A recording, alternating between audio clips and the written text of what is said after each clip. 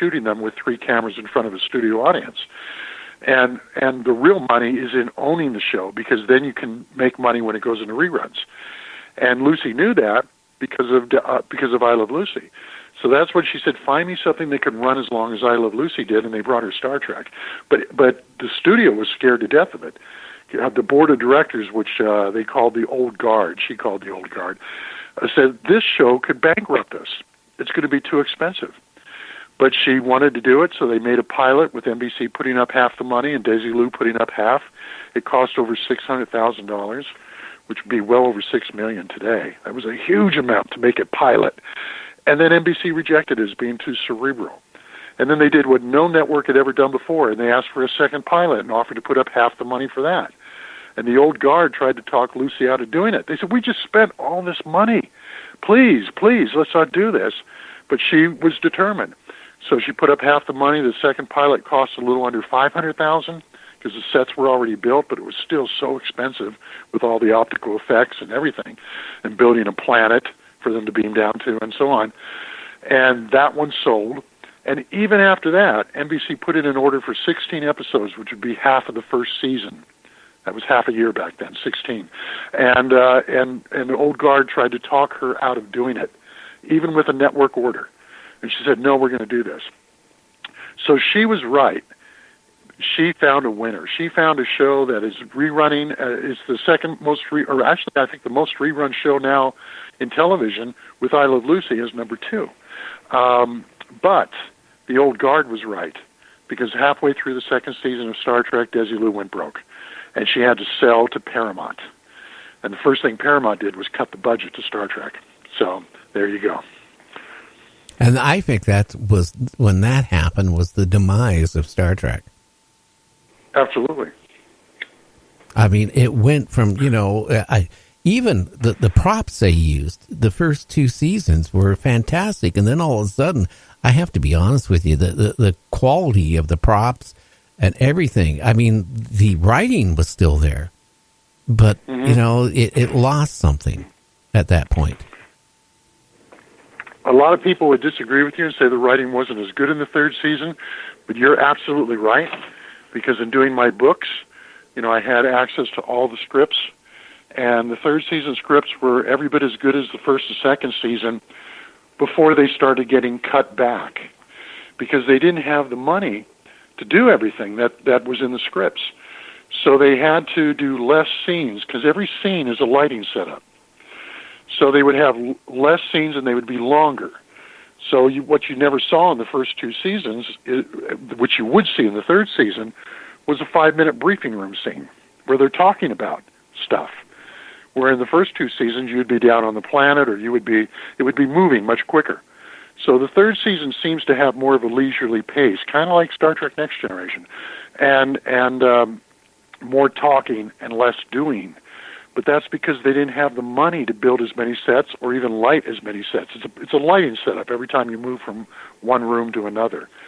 And so the scripts were really good, and they would say, well, but we can't do this, and we can't do that, and we can't afford this prop, and we can't afford to do something like the Doomsday Machine, so let's not even think about that, and so forth.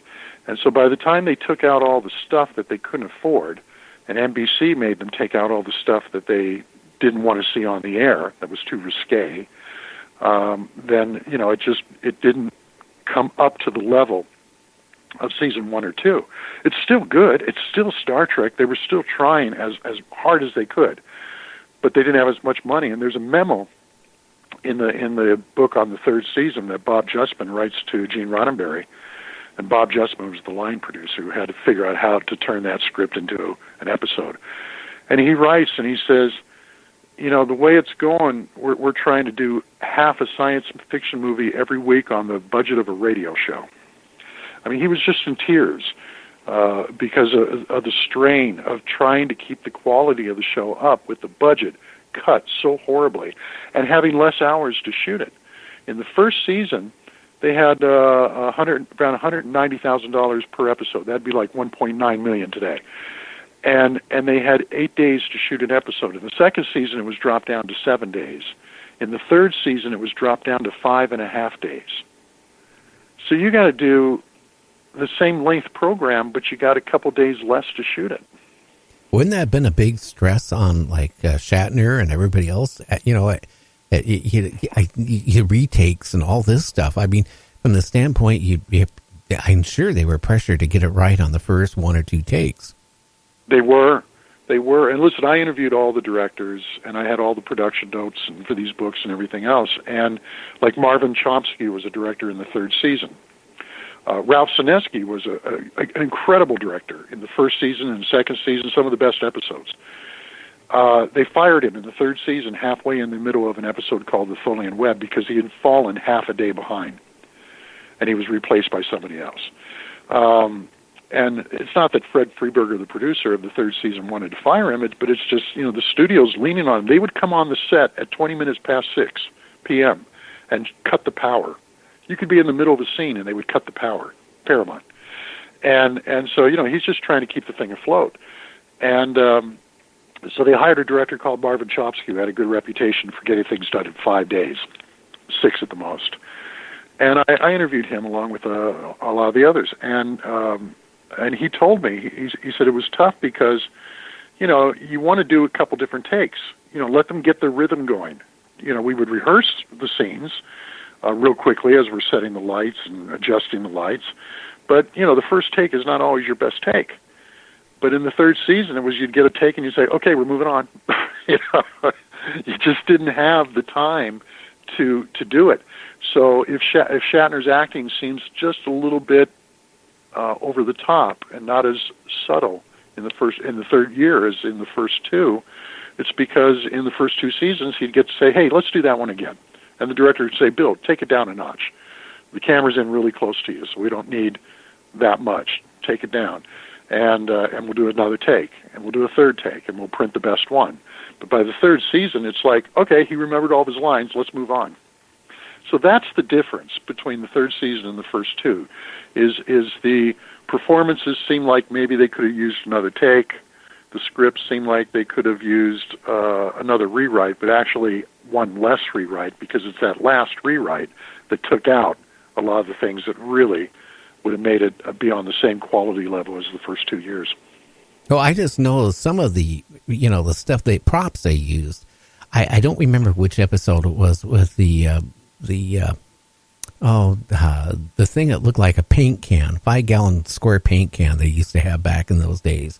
That was with tubes running out of it. Was that Spock's brain? No, it was the one where it got mixed with another satellite that Earth sent, and it was. Oh, that's the Changeling, and that's from the second year. Yeah. It wasn't bad. I mean, if you had seen that when it first aired in 1967, you probably would have said, "Wow, that's pretty good." But looking at it years later, it's not as sophisticated as what we might want to see. But that thing cost a few $1,000s to make, and which would be like a few thousand. I'm sorry, it would be like 30,000. It was pretty intricate, but by today's standards, not at all. And today, you would add CGI in with it. So a lot of the stuff you're looking at now on Star Trek Discovery and these other shows, science fiction movies, or even action films, is all CGI. It's all done in computers. And I would rather look at a model, even if it's not as sophisticated, not as good, because it's tangible, it's real. And they could propel that thing, Nomad. Nomad, that's what it was called. Yeah, it's the probe. Yeah, they can move it down the corridors. They had 3 different ways of moving it. One was handheld, which they couldn't really do much because the guy's hand would be in the shot, but they had a platform they could mount it on, and they could roll it down the corridor and not show the platform. But they also would tie invisible wires to it so that you could see underneath it, and you could move it that way. So they had 3 different ways of trying to move that thing around. And for back then, and that episode took 6 days to film. If they had done that in the first year when they had 7 to 8 days, they probably could have done a little better with it. But for its time, it wasn't bad.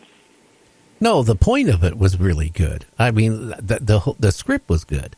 And then when it got on to like the last season, I'll be honest with you, it was a big change. It just didn't have the excitement. it did with the first year or 2 years it was on. That's perfect word, excitement, because they had 5.5 days to film. And so you have longer scenes. Well, longer scenes move the episode slower. So it doesn't quite have the snap, crackle, and pop as the first 2 years, because back then the average scene might have been 2 minutes long. In the third season, an average scene on the bridge or in the briefing room or whatever would be 5 minutes long, So it doesn't have the movement. And without the movement, you're not feeling the excitement quite as much. But there were a lot of good stories they did in the third year. Oh, yeah. I just wonder, William Shatner has a tendency of getting upset really fast on scripts. I just wonder, was there any blow-ups and stuff like on the last year or anything because, of the rewrites and having to get it done? Not with him. Not with him at all. He's become a little fussier, and I think I know the audio thing you probably listened to on YouTube where he was trying to do a public service commercial, and this young kid director was telling him how to say it. He was saying, tell me how you want me to say it. How do you want me to say it? And the kid said it terribly, and then Shatner mimicked him. And the guy says, well, that's not very good. And he says, but that's the way you told me to say it. But back then, he loved doing Star Trek. And all the guest stars, if you read my books, you'll see all the guest stars I interviewed and the crew. And they all just said he was just a delight. He had so much energy, always knew his lines, and he was funny. But there was one star of the show, which is still alive, that basically slams Shatner to this day. There were a couple. One was, there was an episode called Court Martial in the first season, and a couple of the guest stars, and Galileo 7, and they were shot back-to-back. And a couple of the guest players in those episodes I interviewed, and they said he was kind of this wasn't a guest. This is the guy at Sulu. The guy played Sulu. Yeah, well, we'll talk about that. I'll make this first point, and then we can talk about George Takei. So during those two episodes in the first season, he had just separated from his wife. And he had 3 daughters that he adored, and so he was just really down for a couple weeks, and it showed. And in the second season, there was an episode they did called The Doomsday Machine, which is one of my favorites. But the day they started filming that, the Emmy nominations had come out, and Star Trek was nominated for Best Dramatic Series, and Leonard Nimoy was nominated for Best Supporting Actor in a Dramatic Series, and nothing for Shatner. And so he came in that day, and he was actually counting the lines. The only time he did that during the 3 seasons. And he said, Leonard has more lines in this episode than me. I'm the protagonist. I'm the star.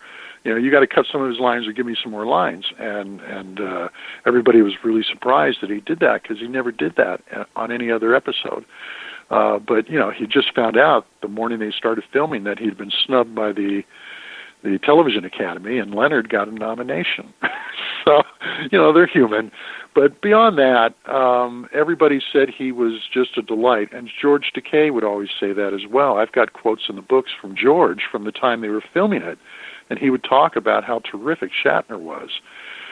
What happened is they had a falling out later on when they were doing a couple of the movies.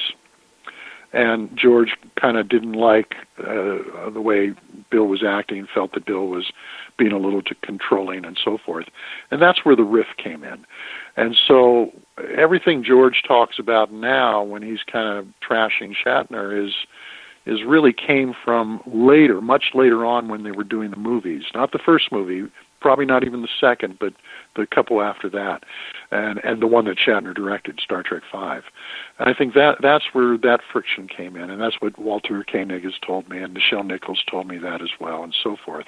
But when they were doing the original show, he was just, except for those couple weeks when he was going through some personal issues, everybody just raved about him in every way possible. And he always knew his lines. He always came to the set prepared. Okay. There's one interview in particular. Mark, we're going to have to wait. We got to go to break for the stations. We'll be back in 3 minutes. You're listening to Marc Cushman, our guest tonight, talking about Star Trek on Night Dreams Talk Radio After Dark. His self-centered bent was his dark side lament, with a focus on hypnotizing spell. He memorized laws to help sharpen his claws for a future for which